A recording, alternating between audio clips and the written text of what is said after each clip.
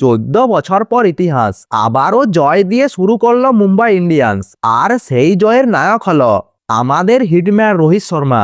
কিন্তু 220 রানে কেন হারলো কেকেআর, কোথায় ভাঙলো ম্যাচ, সবকিছু বলবো আজকের ভিডিওতে, তাই ভিডিওটি শেষ পর্যন্ত দেখুন। ওয়াংখেড়ে স্টেডিয়ামে হাই স্কোরিং থ্রিলার। প্রথম ম্যাচে ব্যাট করে কেকেআর তুলে 220 রান, কিন্তু সেই রান তাড়া করতে গিয়ে 5 বল বাকি থাকতে 6 উইকেটে জিতে নেয় মুম্বাই ইন্ডিয়ান্স। এটা আইপিএল এর ইতিহাসে মুম্বাইয়ের সব থেকে বড় রান চেজ। শুরুটা দুর্দান্ত করেছিল কেকেআর। ওপেনিং জুটি আজিঙ্কে রাহানে এবং ফিন অ্যালেন পাওয়ার প্লেতে 78 রান তুলেন। ফিন অ্যালেন করেন 17 বলে 37 রান, রাহানে করেন 40 বলে 67 রান। মাঝখানে কিছুটা ধাক্কা এলো, তারপর রঘুবংশী ইনিংস সামলান, 29 বলে 51 রান করেন। শেষ দিকে রিঙ্কু সিং করেন 21 বলে 33 রান। তবুও প্রশ্ন থেকেই যায়, কেন 240 রান হলো না? কলকাতাকে থামানোর কাজটা করেন শামসুল ঠাকুর। গতি পরিবর্তন করে গুরুত্বপূর্ণ উইকেট তুলে নেন তিনি। ঠিক সেই জায়গাতেই ম্যাচে ফিরে আসে মুম্বাই।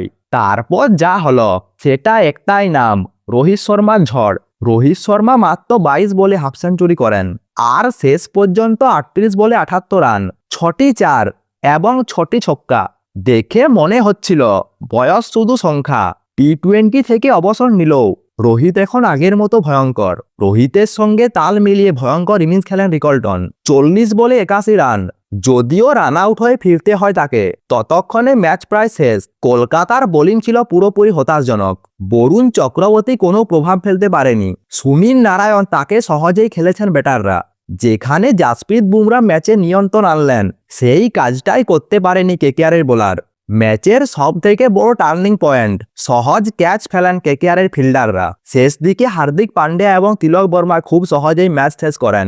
220 রান তারা। কোনো চাপ দেখা গেল না মুম্বাই ইন্ডিয়ান্সের। অন্যদিকে আবারও হার দিয়ে শুরু করলো কেকেআর।